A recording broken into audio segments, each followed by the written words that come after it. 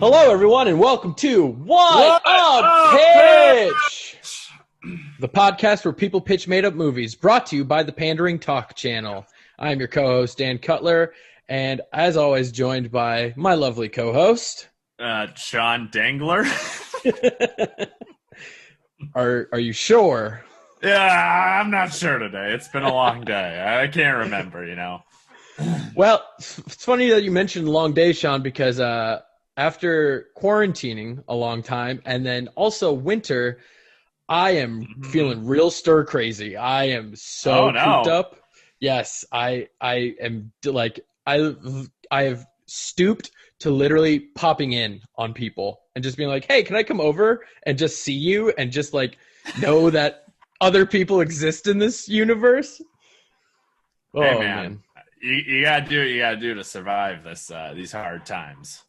Yeah, it's tough. Yeah, it's cold, and so I can't even go for a walk. But we went for a walk today, my wife and I. It was all right out. That's nice. She stepped in poop. That was not great. That is not poop. Nice. Not human poop, thankfully. Someone didn't clean up their fucking dog poop somewhere in Urbandale. You gotta clean up your dog poop. Yeah. It was like off to, what was the worst? It wasn't like in the middle of the sidewalk. It was like off on like literally the edge of the sidewalk in like the snow kind of. So like you wouldn't have like really been looking there, but my wife stepped right into it. And she had just got done talking about how she's like feeling better and she's having a good day. It's just like, oof, inconvenient timing. Yeah, that sucks. People pick up your dog's poop. Pick up your poop. You know, if you're gonna be a dog owner, you got to be a responsible dog owner. That's all I'm gonna say. All right. Well, enough about us. We have a very special guest with us, balancing out the gender ratio on this stupid ass podcast. The dicks. We are joined by a very special guest. She is a She is a Des Moines-based comedian. Though I'm sure if you wanted to hire her for anywhere in this country, she'll go and tell you jokes. She's also a wedding planner, and most importantly, with a built-in humidifier, it seems she is an obsessive plant mom. Please welcome to the podcast, Melanie Mackey. Hello. Hi, Melanie. How are you? I am great. How are you guys doing? Well, you just heard Sean's wife stepped in dog poop, and Everyone's getting real existential on it. Yeah. Oh yeah, the walls are closing in. But here we are anyway. That's true. Yes, we are here to do very important business. That's too early. We're not going to talk. We're going to make our next yet. million. We're going to make our first million. Our next million. Our next. I wish. If I had $1 million, I would interrupt right now to do I was about to say a My Pillow ad read, but I don't want to do an ad for My Pillow. Don't do that, man. No. What's Casper mattress? That's Casper. There you go. Hello Fresh. We'll do that. Well, do we want to talk about Squarespace, where you can build a better website today? I forget what that's true. Actually, I used to build my own websites, but then I got a sponsorship deal with Squarespace, and they're not going to pay me at all for how well I'm reading this. I actually did think not too long ago, what if I just, in the middle of the podcast, just did an ad read for like Casper Mattress and then reached out to Casper Mattress saying, "Hey, you never paid me for my ad read." Just invoice them. Just send them an invoice. Yeah, and then just back back channel my way into an ad deal on the podcast. I like it. I'm sorry, Melanie, how are you doing? You're the guest. I've been talking a lot. I'm great. I have whiskey in front of me, and I'm so excited to talk about this fake movie I came up with. And it was my day off of work because I'm a wedding planner, so I don't get normal days off. So here we go. Nice. All right. Well, sounds like she doesn't want to talk to us anymore. She wants to talk about her movie. Oh, I love talking about it. We can talk more about my plants. I showed you guys the humidifier. It looks great. They're impressive plants. What kind of whiskey are you drinking? What do you got? I have got some Woodford. Ooh. There's not that much left. Because I drank some of it already. Not just tonight. I promised I wouldn't be able to finish off the whole bottle tonight. But yeah, no, Woodford was on sale at the Downtown Hy-Vee last time I went to the Downtown Hy-Vee. So that's usually how I decide which middle shelf whiskey I want. Yeah, not top shelf, not bottom shelf, right in the middle. It's right at eye level for me. Yeah. Middle shelf on discount. Yes. Yes. Middle shelf where it's like price save. Yeah. That's me. Those my kind of words. Whiskey of the people. Oh yeah. I hate to admit it, but I can't drink like straight liquors, like straight whiskey, stuff like that. I wish I could, but I have to have them mixed. What do you mix it with?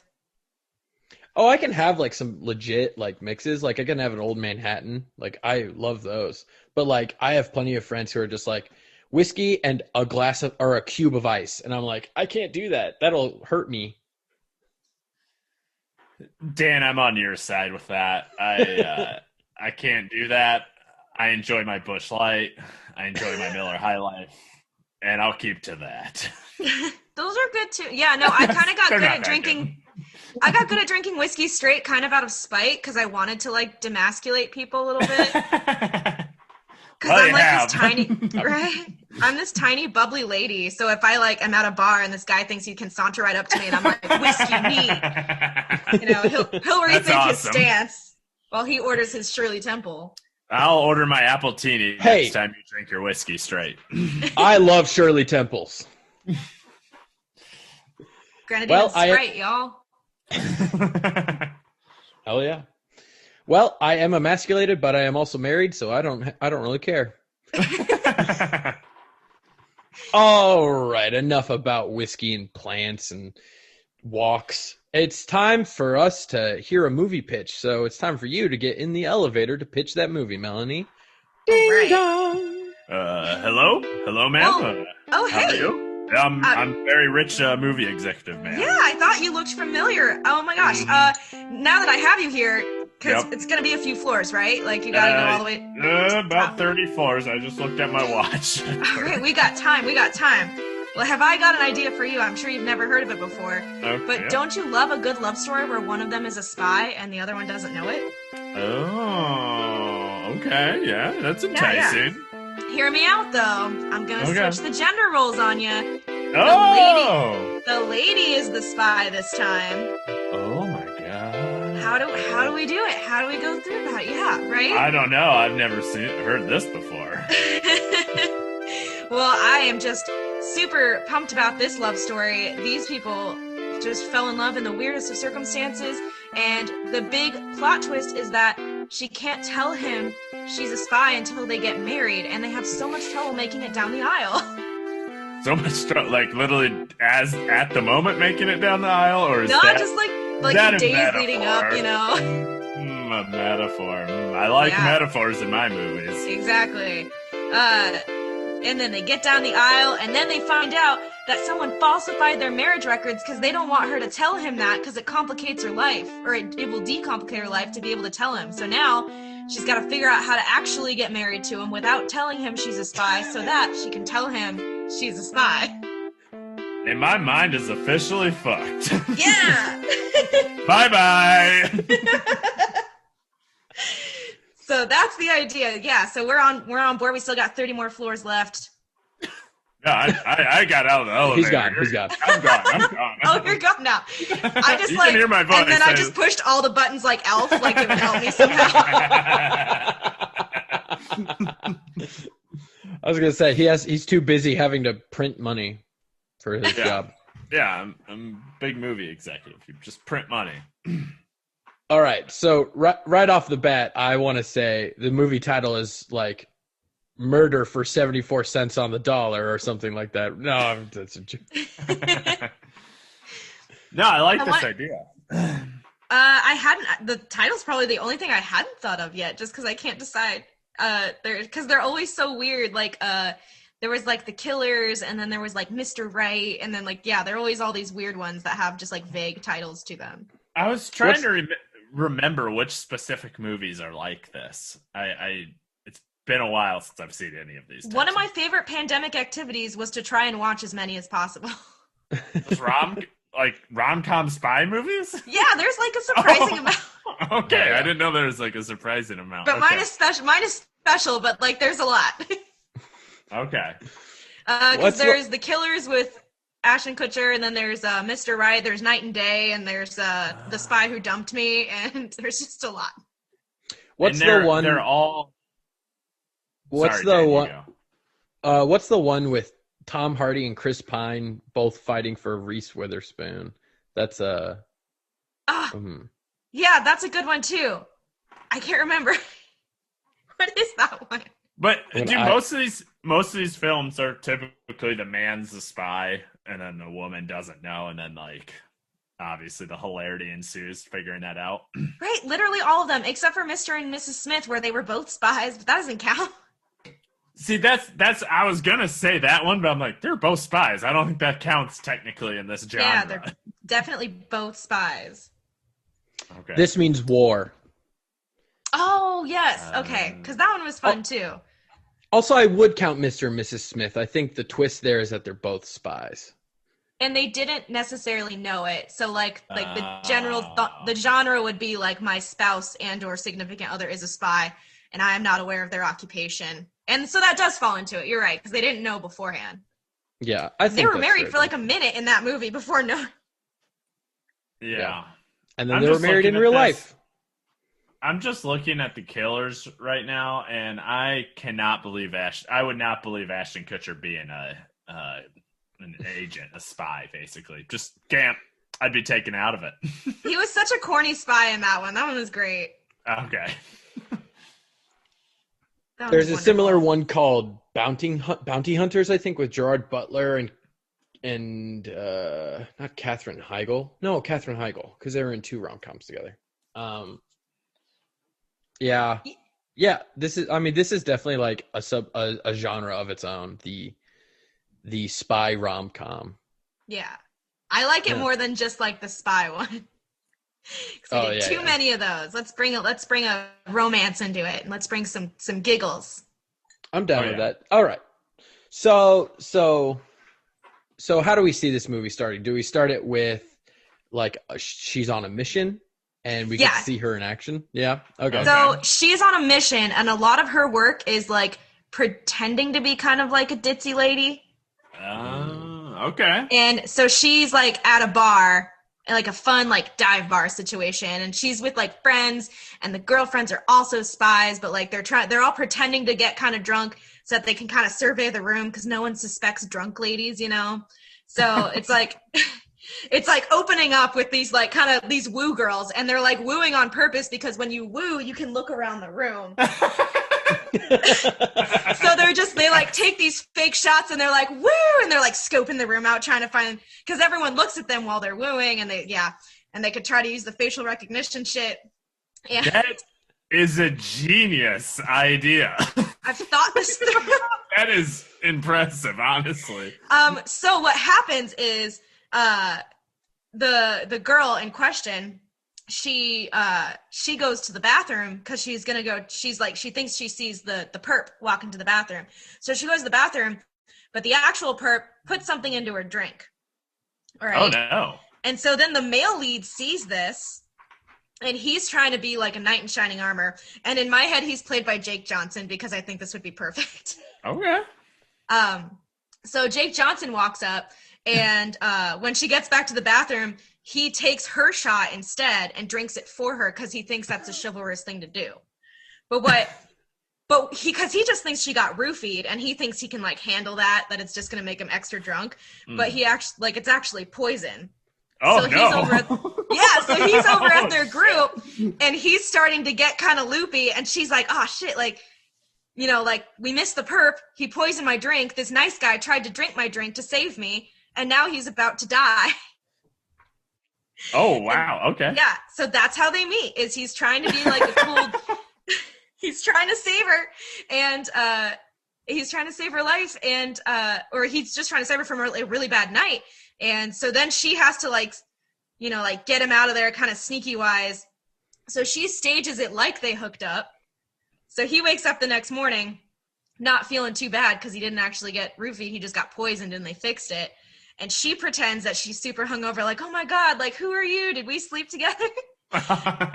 And so he thinks that they had this great night together and that's how they met. But how they really met is she had to like save his ass because he was trying to be helpful. Wow. I like all of that. Yeah, that's an amazing beginning of this movie. Like Yeah.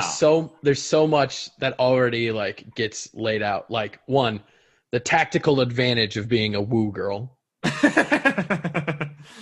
Two, like I love the idea of like spy on spy combat. Like her drink gets poisoned. Like she's not actually getting drunk. That gets poisoned.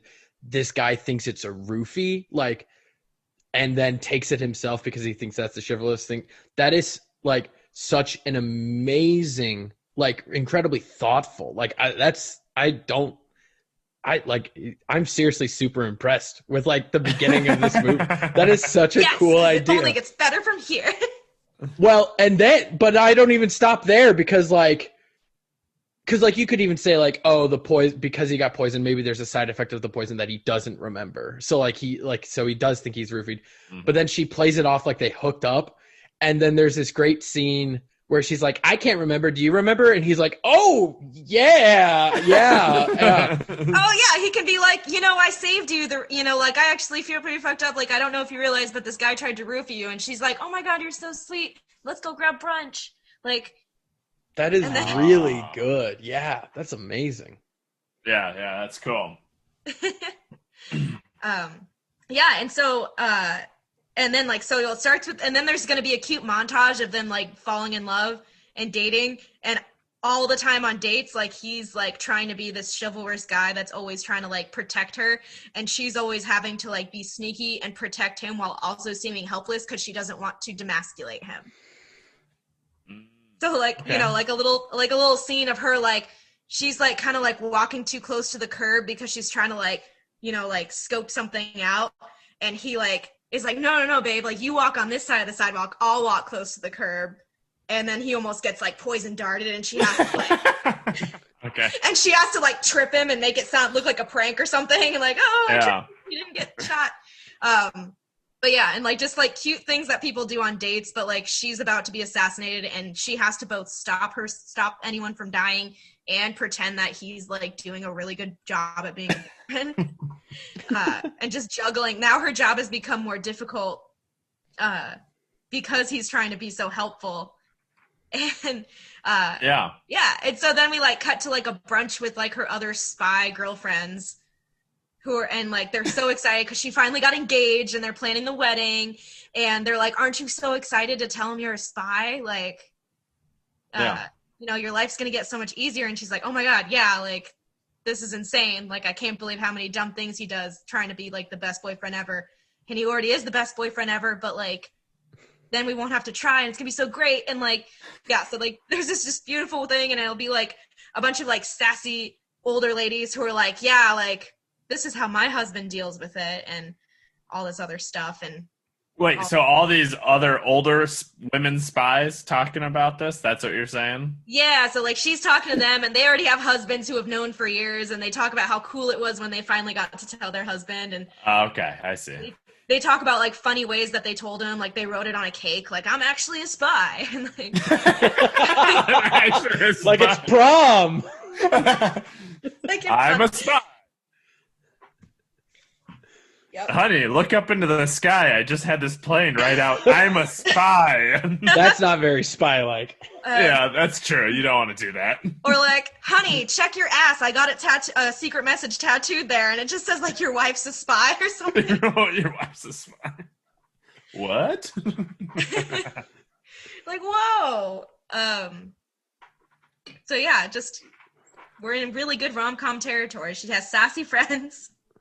Yeah, no, that's really cool. And there's a date montage, which is my favorite kind of montage. So yeah, let's go to that montage right now. What do you envision? I mean, you kind of said most of the stuff. Is there anything else on that date montage that you would love to see? Standard rom-com material stuff.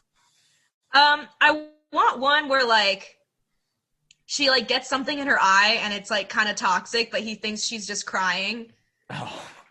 And like.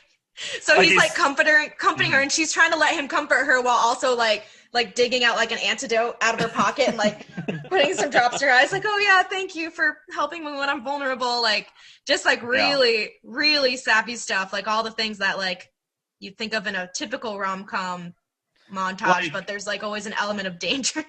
Yeah, it's like the one I see is I feel like when I've seen rom-coms, primarily Christmas ones, is that they are like making a meal or something together, and I don't know if like.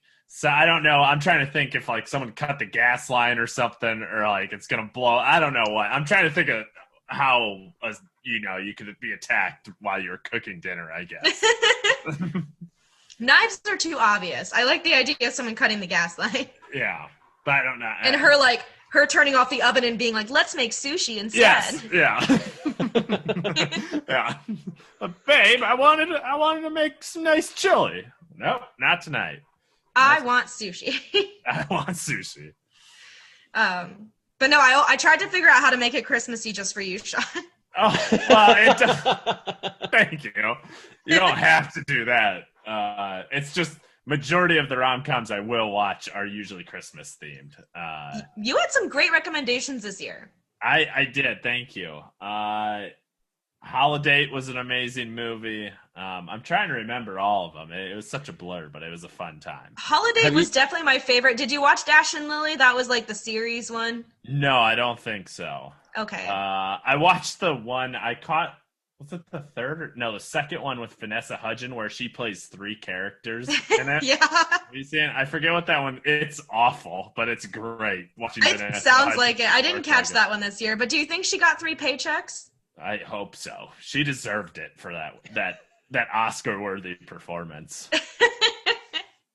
Dan, you watching any of these Christmas movies? I am not. Though I should. I am still trying to watch a movie every day this year. So. Here, I just pulled it up. The night before Christmas, Christmas Inheritance was solid one. Okay. I know that's one of your favorites, and that has that one guy from The Office that's like really cute on it. Yes. John Krasinski? I think so. I gotta look. I mean, the younger one, the one that played one of the interns in the later seasons. Oh yeah, he did. I think it was. I didn't really watch it. He's got like a real cute face. You know the one. Oh, I know exactly who you're talking about. Yeah, the one with the cute face. I'm trying to. No, sorry, I watched this. I watched a snippet of a Christmas movie called The Preacher's Wife, and Denzel Washington, young Denzel, plays an angel that comes to Earth to help this one preacher focus on his family. Also, the preacher's wife is Whitney Houston, and she just randomly sings a jazz song in the fucking middle, and it's fucking amazing because she's Whitney Houston, and it's just like I never heard of this movie until this Christmas, but it's like young Denzel. Fucking Whitney Houston's in it. It's kind of weird. It's like super. It still feels like a Christmas movie. It was so weird. I was like, this movie exists. It's crazy. I definitely hate the ones where Christmas doesn't play a role. It just happens to be Christmas, and they like make it a Christmas movie. Yeah. That's my argument against Die Hard, not a Christmas film. Christmas has to be a character. Yeah, it has to be a character name. Also, I looked it up. His name was Pete Plop Miller on The Office. Oh, yeah. His name is Jake Lacey. Yeah, that one, Christmas Inheritance, is just a beautiful, got all the standard movies. Busy lady from the big city who has to go to the small town and then learns what Christmas and love is really, truly about. And best part is her boyfriend, her original boyfriend, before she falls in love, is just like douche level 100. And that's always good when the douche level 100 boyfriend just gets put down by the end of the film or whatever. Not killed, whatever. I'm trying to think. I was always cast as that character when I was in plays in high school. Wait, like which one? The douche? The douchey girlfriend. Oh, no. My high school theater director, she wrote all the plays we did so that she could accommodate the amount of kids that would audition. Mm-hmm. So like if there weren't that many kids, she would write around that, and if there were a lot of kids, she would write around that. And there was always like a romantic thing where there was like a douchey girlfriend. She like always put me in as the douchey girlfriend. Oh no. I was always the bad guy in high school theater as well. It happens. I don't know if I've told you this, Dan. Yeah, I think I have. I was the lead in Once Upon a Mattress. We've talked about this. Oh yeah, because I've been in Once Upon a Mattress. Yeah, Were you the mattress? I wish I would have. That came out weirdly sexual. Oh, I didn't think that. I'm so sorry. Oh, I wish I was on the mattress. Fucking perv. No, I was. I don't even remember what the lead character's name was, but I was fortunately that character. I loved being in plays and that stuff, but I'm not a great singer by any means. And so like people would be like after the show or whatever, you do it for 2 nights and they'd be like, "Oh, you did a good job." Like I could tell it was like, yeah, I was not blowing them away with my singing style. I was also Vince Fontaine in Grease. Sorry, I didn't need to say that. I'm done. So impressed. But getting back to the movie, something I think back to the spies. Something that I think I would enjoy for the montage is it's not a scene, it's not a moment where either of them are in danger, but I think she's just like way too good at laser tag. And he's just he's just like how did you get the high score? My dad was a hunter. Must be broken. The gun must be broken. That's he just is constantly just like hiding and then like barely peeks out and just a shot right away. Yeah, she's just like yeah, yeah. Just like she's like they go for some reason it's just like her and a bunch of kids versus like grown-ups or something, and she just obliterates everyone who would be better technically, and the kids win or whatever. What the hell? That was actually my bachelor party. So we went. There's that that axe throwing place downtown. Yeah, I live really close to it. Yeah, so they also have laser tag there, and they have like really high quality laser tag. Like the rifles are super heavy. Wow. Yeah, like it's really good. And it was like me and my friends, like my bachelor party group, which includes my sister's now fiance, who is a sergeant in the Davenport Police Department, and has SWAT training as well. And it was like a fucking 11-year-old's birthday party. So it was like us, like 30-year-olds, and like 11-year-olds. And all the kids right away were like, we want to fight. We want to beat the old people. And we were like, all right, let's fuck these kids up. And I remember 2 really great moments. One, I'm going down this hallway and my sister's boyfriend, the cop, comes up behind me. And I just feel him like double tap my shoulder and then push me forward, and I'm like, "Oh my god! I guess I'm running. I guess I'm rushing this room now." What is this code for? And then I'm like in this position where I'm like kind of like I'm like hiding, but I'm also shooting at kids, and I can just see Will, the cop, coming down this hallway, just fucking like. Just nailing kids. And then I see my brother come around a corner, and my brother, who's an idiot, he is just like waddling on his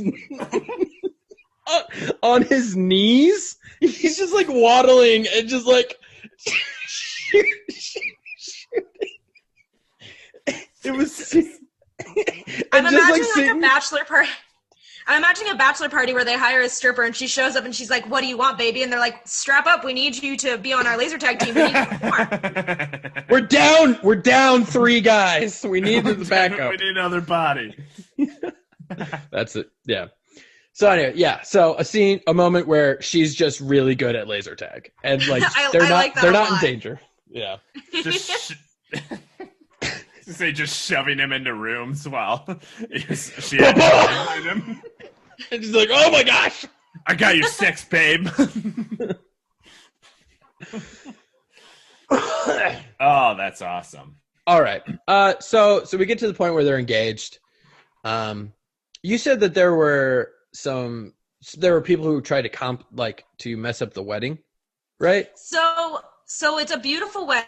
Like, I want it to be like a really good wedding because I'm a wedding planner, so I'm a real sucker for like an uninterrupted wedding scene. Yeah, so what's a good wedding? We need to know, since you're a wedding planner. You've obviously, what makes. I've only had one wedding. So what are you visualizing? So I want like all of her spy like babes to be her bridesmaids, and they're the ones that are diverting shit the whole time. So like there's like assassins there, and there's like little booby traps kind of throughout like the garden. Like, it happens in a garden, and they find some like landmines in the garden, and so they're trying to like take cute photos and act like they're taking selfies as bridesmaids while like kicking these landmines away and shit. Like, and like they're pretending to like hit on these hitmen because they're like, oh, that's definitely a hitman, like we got to get him out of here, and they're trying to make the perfect day for her because she's so used to doing that with him that they're like, she deserves this amazing day. And like what is the level of violence in this movie? Is it a PG-13, or can it be like they're like slitting bad guys' throats? I kind of like when it gets like real gross. Like, so I like the idea of like she picked out red bridesmaid dresses for them because she knew they might get stained. And like they make a note about it. They're like, thank goodness she picked like red bridesmaid dresses or something.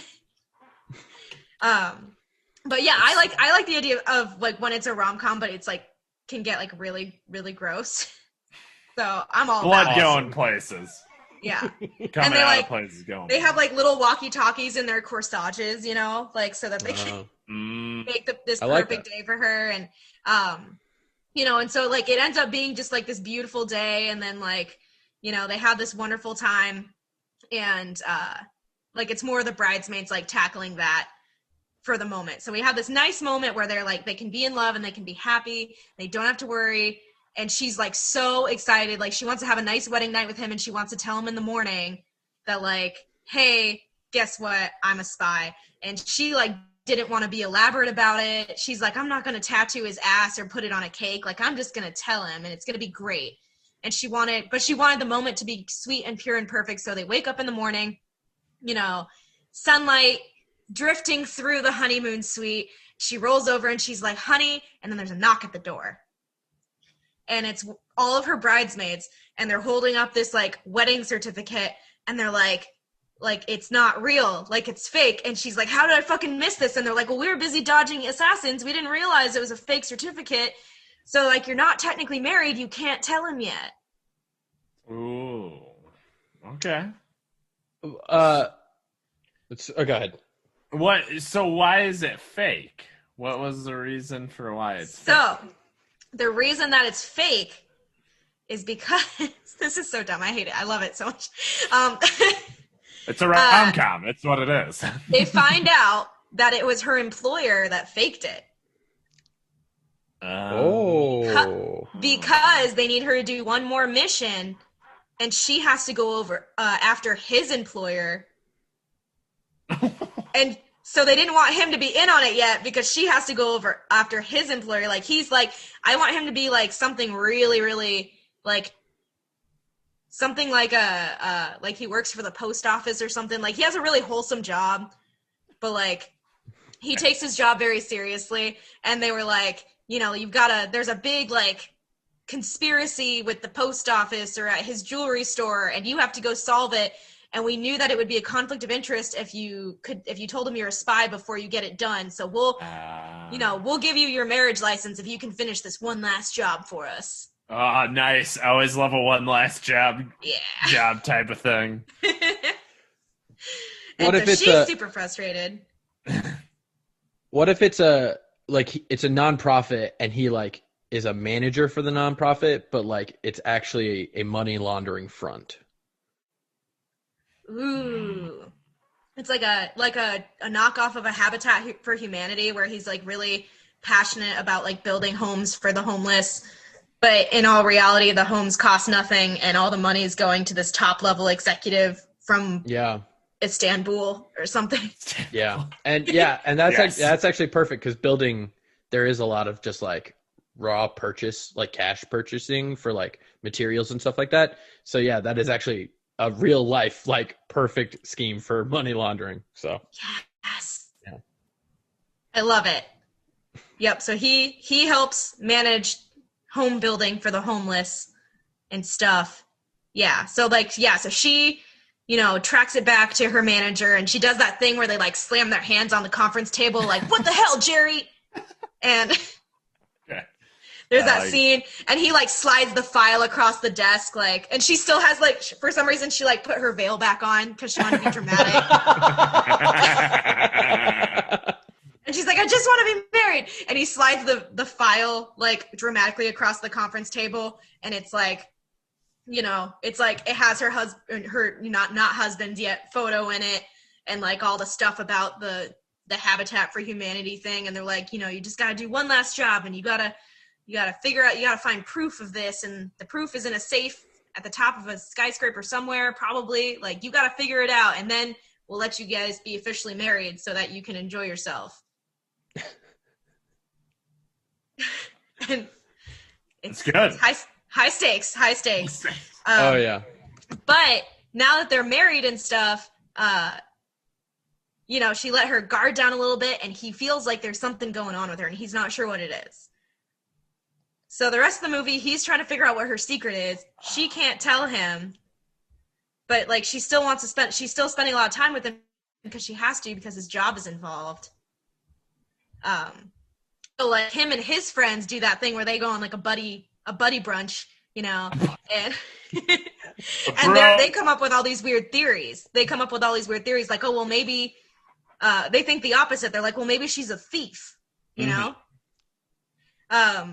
Thinking she's like some criminal of some sort. And like it's so cute because he like still loves her, and he wants to find out the truth so that he can like then help her. And so like there's a moment where he like gets her close to the safe that she needs to be at, because he's trying to like catch her stealing from the safe or something, and she doesn't need the money, she needs something else. And like, so there's a lot of things there.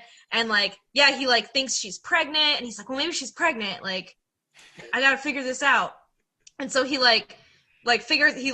takes her on a blind date to the doctor's office or something. Like, he's like a cheesy, corny boyfriend. Like, and he's so it's like a montage. Physical.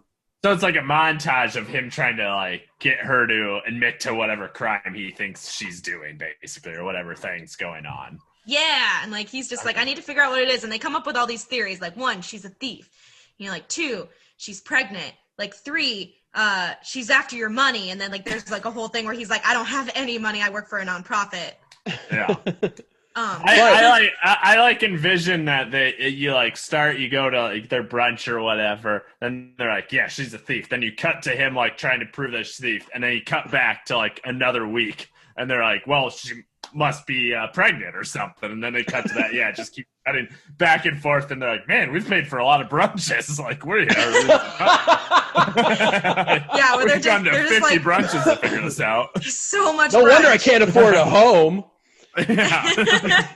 Having all this brunch. Yeah. These bottomless mimosas, man. I was told I had to drink so many to pay it off. But I actually really like that, because if it's like a montage of him trying to figure out what she's up to, but you said at the same time she's trying to get closer to that vault through him. So it's like a montage of they're working each other for like different reasons and different angles and stuff like that. But I think that's a really interesting like play off of a way for them to play off each other.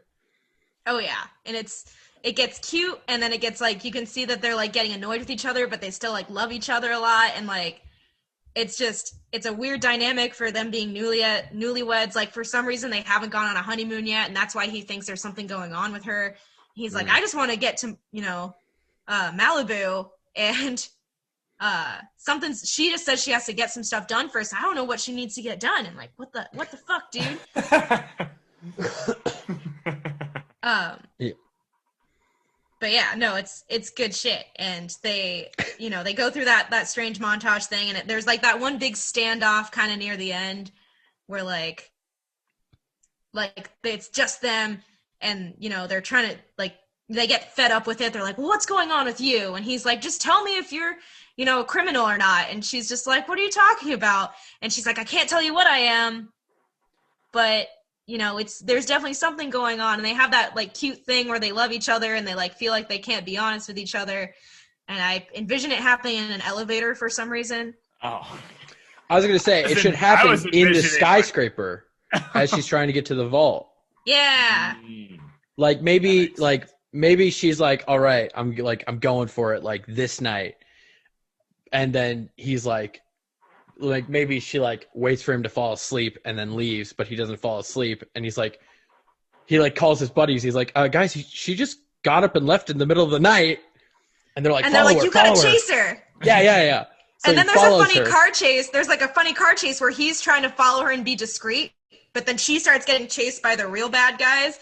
And so he's like, what the fuck? And so then he's trying to like be helpful, and he's like chasing this car chase, and he's like, how do I do this? Yeah. Yeah. And like he ends up kind of helping her, but he's not sure why he's helping her. And he like chases her into the elevator at the skyscraper, and he's like, what was that? What's with the car chase? And she's like, I can't believe you followed me to the skyscraper. and she has to tell him everything at this point, right? Like she's like, we're not married yet, but I'm doing this so that we can get married, so that I can tell you that I am a spy. And then she like comes clean. I still kind of want it to be like really more anticlimactic. Like they get to the top of the elevator and she's like in the middle of the sentence. She's like, hey, I'm ready to tell you and then a person like charges them and she shoots him in the head. And he like freaks out and passes out. Yeah. Yes. That makes complete sense. And she's like, damn it. So she like makes sure he's in a safe place, but now she's in the right spot. And then there's like that standoff where she's with that supervillain and they're like monologuing how they're going to kill her. Like and they have an eye patch. Yeah. And they have like an eye patch and like a hook for a hand. And she's like, she almost made it to the safe. She's got her hand like on the turny safe thingy. And the person's like pointing the gun at her with their non-hook hand. And and they're just like, if only you weren't in love, this wouldn't have been a problem. Like you could have gotten your job done, but like love gets in the way. And she talks about how much she loves him and how it doesn't matter that she's a spy. And then at the last minute, he bashes that person over the head because he came too. And he just goes, oh my God, you're a spy? And that's how he finds out. That's great. That's good. But then the big plot twist. So then they have this nice hug, and she's like, "I wanted to tell you," and he's like, "I don't get it," but I'm like, okay. And then she does the classic movie trope of puking in the nearest wastebasket because it turns out she is pregnant. Then what? Credits? No. Okay. Then they're super happy. All right, so they're like, he's super stoked. She's like, whoa, also like, shit, we should probably check that pregnancy test that was in my purse the whole time. And then they pull it out and it's positive and they're like, yay, we're pregnant. And then it has one of those classic like end scenes where she's pregnant, but she's still doing a mission. All right. And he's like helping her this time because now he's in on it and he's got like a walkie-talkie and he's so excited. He has a walkie-talkie. Mm-hmm. And she accidentally, she's in a laser room where you got to dodge all the lasers. Yes. And her pregnant belly accidentally trips off a laser. And then all these people show up because they're like, you tripped the alarm. And then he helps her save the day and still do whatever spy shit they need to do. And then it cuts. And then we're good. Okay. That's amazing. I love this film. I would watch this. This might be the first movie that Sean genuinely loves that got pitched on this podcast. Yes. Yeah, don't tell anyone. I listened to like 3 or 4 episodes and my only goal was I was like, I just want to hear that I'm like one of the better ones. No, it's very well thought out and enjoyable with a lot of plot twists and very good tropes and thinking, all of that. Chef's kiss. Yes, I got a chef's kiss from Sean. And I'm a big Jake Johnson fan, so just like imagining him doing all these things in the movie, I'm just like, I'm sold. I'm just sold. Like the car chase. What are you doing? Like, yeah, I can just see it and hear it, and it's just so perfect.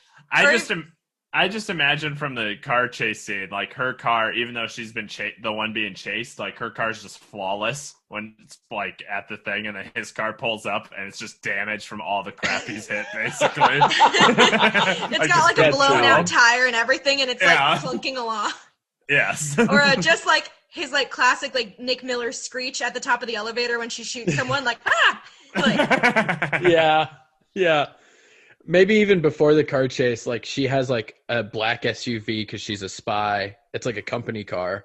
But then like he's following her in his personal car, which is like a 1992 Ford Taurus or something like that. yes, I drove that car in high school. I drove a Taurus. Yeah. Nice. So did my siblings. Yeah. So, do you have anything else? Anything that you might have missed? Sean, do you have any questions or comments? I think I'm good. I only cast Jake Johnson. I didn't cast anyone else in this movie. No, we get there. Don't worry. Oh, Oh, that's okay. perfect because we are moving on to the cast list. Yes. Yeah. All right.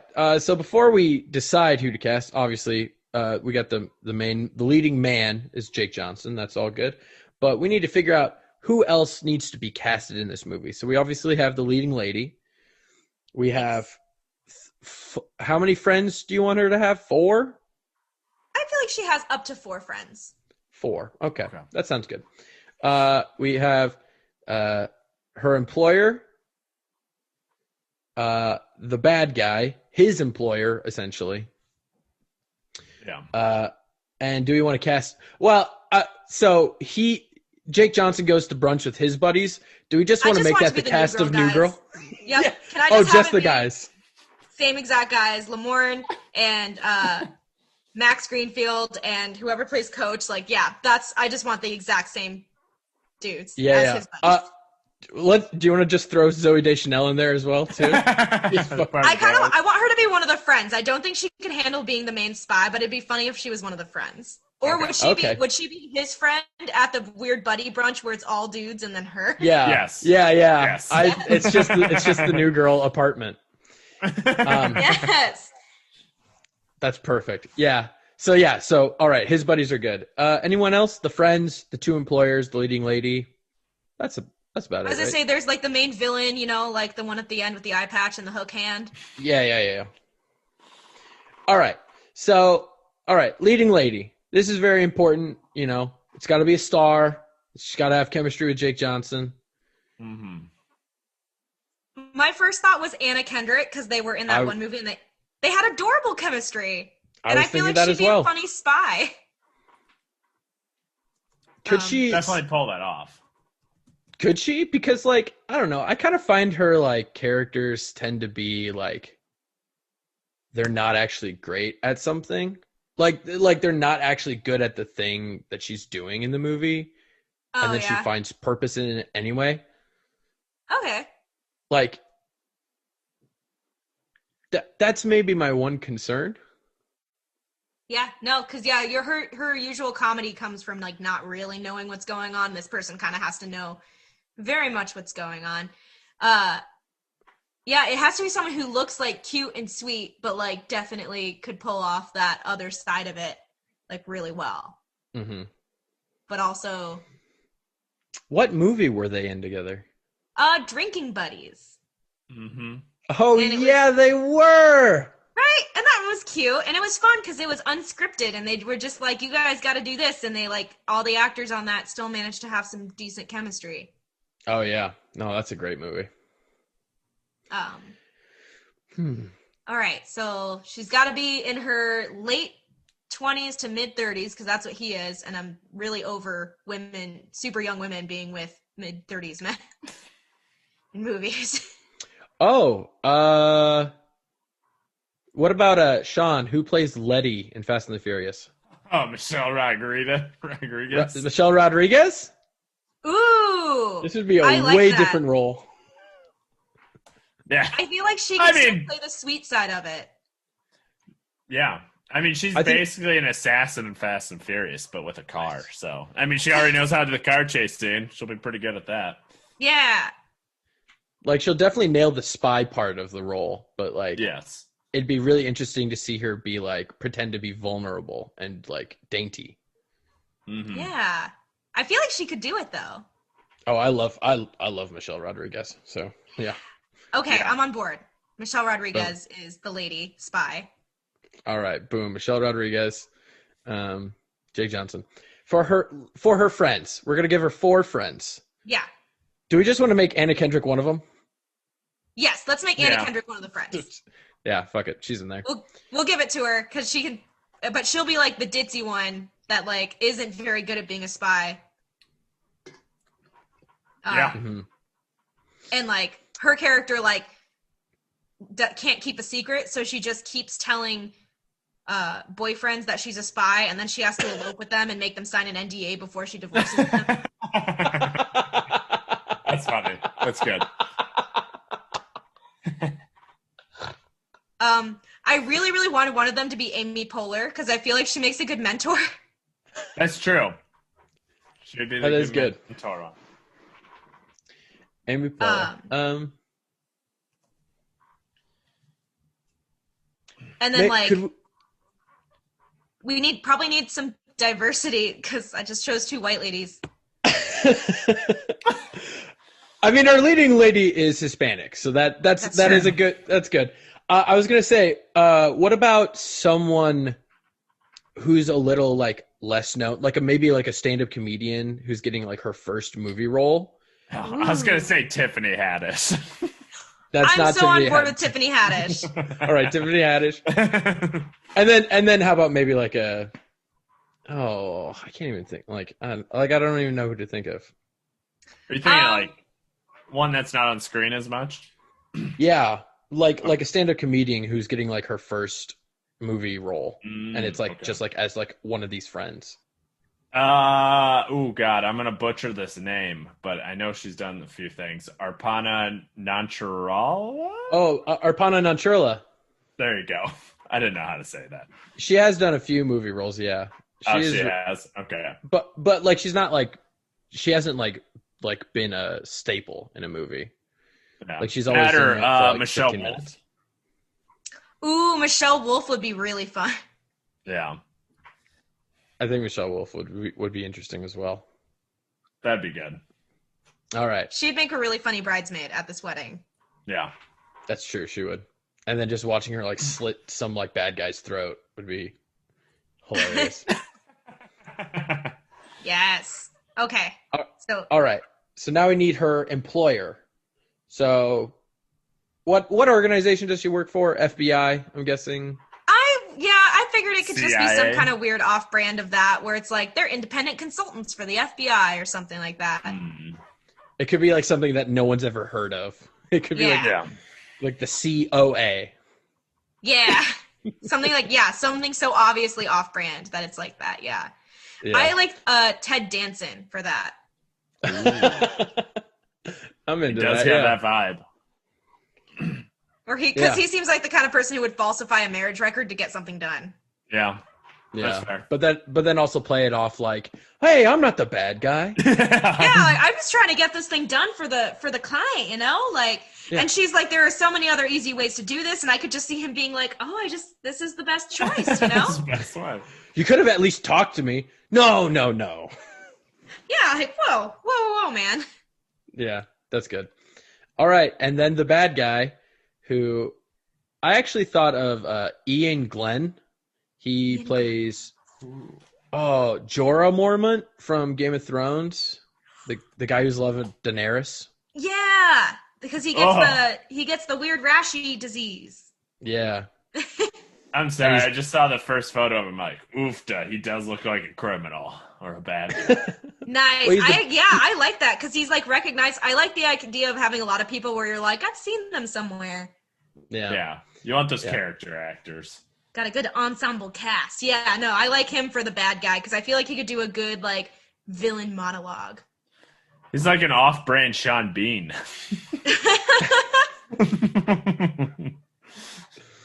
Yeah. So, yeah. I think that's. Are there any other characters to cast? I don't think so. I mean, there should probably be like a weird cameo from someone who's like maybe known for rom-coms, right? Melissa Joan Hart. Don't watch A Very Nutty Christmas. It's a terrible Christmas movie. That's awful. The one where she fucks a nutcracker, right? Yeah. What? Yeah. Have you not heard of this, Melanie? No. Oh, you need to watch it. It's an awful Christmas movie. Oh She falls in love with a nutcracker. No, the literal nutcracker. Like the story, The Nutcracker. Does he turn into a human before they have sex, or does she have sex with the wooden nutcracker? No. He turns into a human by some fucking weirdo magic stuff. Okay. It's wacko. It is the most weird Christmas movie ever, because I could go into a whole thing about how she doesn't realize it's the Nutcracker until she watches the Nutcracker sitting next to him watching the Nutcracker. Oh, it's so bad. It's so bad. We could have a whole other long discussion on Christmas movies, because there is a very similar one about her falling in love with a mannequin, and the mannequin comes to life, and she never questions it, and he even does weird mannequin things like poses for her. Yeah. Like, this is how I pose when I'm in watch ads. And then she still doesn't click for her. And it's so weird. Yeah. It's gross. There was definitely a Sabrina the Teenage Witch reference in there too. I don't remember what, but I remember that happening. Oh, that movie sucked so hard. It is not the best Christmas movie, but worth watching, but very bad. Yeah. Put it on my list for next Christmas. Yes, absolutely. Sorry, right. I took that way off. That's okay. All right, just to recap, we have our leading lady, played by Michelle Rodriguez. We got our leading man, played by Jake Johnson. I love that couple, by the way. Michelle Rodriguez's 4 best friends are played by Anna Kendrick, Amy Poehler, Michelle Wolf, and who was the 4th one? Tiffany Haddish. Right. We have Jake Johnson's friends, played by the cast of New Girl. All the people on the New Girl. Michelle Rodriguez's employers, played by Ted Danson, and the big bad guy that Michelle Rodriguez takes down at the end, played by Ian Glenn. And that's our movie. That's our cast. And now it's time for us to do a trailer. Do we have a title? Oh gosh, we didn't come up with a title. Gosh, damn. Okay. Do you want it to be like a spoof of like a James Bond title? That'd be really fun if it was. Okay, so I'm trying to think of License to Marry. Ooh, okay. Yeah, I like that. License to Marry. I'm proud of myself. And if we wanted to go full Sean Dangler on it, we can change the spelling of Mary and just have it all take place during Christmas. That's awesome. I don't know about that. That's at this point, it sounds like you're just putting it during Christmas to make it a Christmas movie. So you're right. It's a major faux pas. I'm just saying there is a standard that Sean holds these movies to. Sure. I mean, fucking a nutcracker is not one of those standards. No, you gotta get above. You at least gotta get above fucking a nutcracker. At least the Sugar Plum Fairies. Yeah, at least the Sugar Plum Fairies. I'm fine. Nutcracker, hell no. Hell to the no. Stiff. I don't want no wood fuck. I don't want no fucking splinters in my... Why am I pretending I'm having sex with the wood?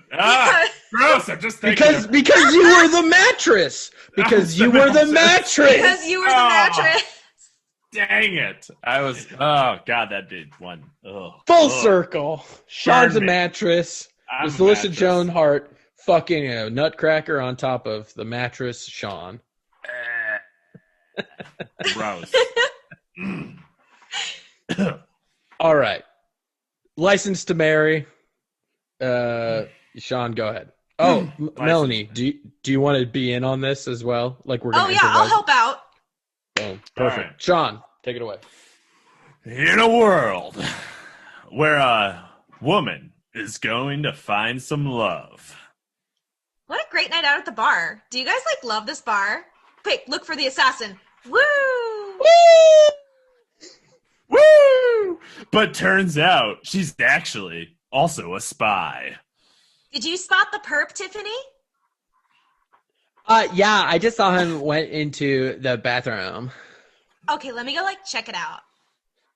And the thing is, she's gonna fall in love and a man's gonna try to save her from all her spy bad things happening to a spy. Whoa, dude! I just saw you slip that thing into that girl's drink. You can't do that. Don't worry about it, bro. Oh, that's not okay. I guess I gotta drink that to make sure she's okay. Who cares? No one's gonna take advantage of me. I'm fucking ugly ass Jake Johnson. And they fall in love. Wow, you're like a really nice dude. Thanks, and you're you smile at me and talk to me. That's really great. That makes me really happy. One sec. What's that over there? Shoots another assassin. I believe that's a cherry-crested hummingbird. You're so smart. Thanks, babe. And they make it all the way to the wedding day, and hopefully she can tell her hubby now that she's a spy. Babe, I'm so excited to tell you something. Wait, what's that at the door? It's me, Ted Danson. Hate to say it, but I forged your marriage certificate. You have no license to marry. What the hell, Ted? You gotta do one more job. And the job is for, what do you know? Her lover, now husband, future husband's employer. Babe, I got some shit to do. It's complicated. Okay. That's totally not suspicious. And he goes to brunch with all his friends from New Girl. JFK! FDR! FDR!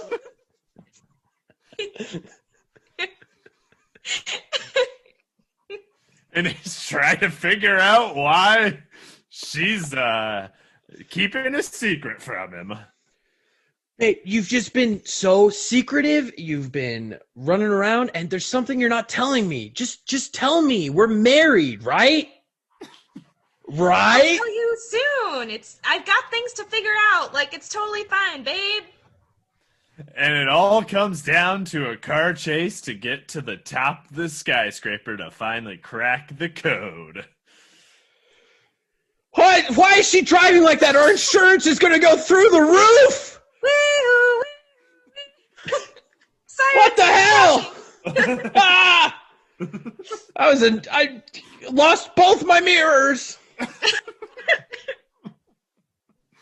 And finally, he finds out, before almost getting killed, that they are truly, absolutely going to finally soon be married. I'll never tell my new husband that I'm a spy until he's really my husband. That's unfortunate because you're about to die. So you'll never get to tell him. You're a spy? Oh shit, I'm also pregnant. Tune in this summer for License to Marry. Woo! And that's our movie, everyone! What a thorough trailer. Yeah, we pretty much described the whole movie. Yeah, that's how it goes. It's a very concise 5 to 8 minutes. Yeah, very good. 5 to 8 minute trailer. All right. Well, that's our movie, everyone. Thank you so much for listening. Melanie, please tell the people how they can follow you and support you. Yeah, I mostly use my Instagram for comedy stuff, and it's just at Melanie Mackey, which is super easy. But also, yeah, if you go and like the events at Iowa Tap Room, I also plan weddings at the Iowa Tap Room. Ooh. So you can look at the kind of non-murdery weddings I plan. Where is that room at? Is it downstairs, or where is this room at the Iowa Tap? Or is it the actual downstairs? Yeah, the wedding space is kind of to the right of that big silo. So if you're facing the silo, it's to the right. Oh, guess I didn't realize. I thought that was Molly's Cupcakes, but apparently Yep, and then is... it's Molly's and us. So a lot of my clients will do both. Oh, nice. Smart clients. Oh yeah. Oh, me? This is me? Yes. Yeah. Dan? Sorry, Just you're pointed down. at me. You're down from me. Yeah. So Can't tell.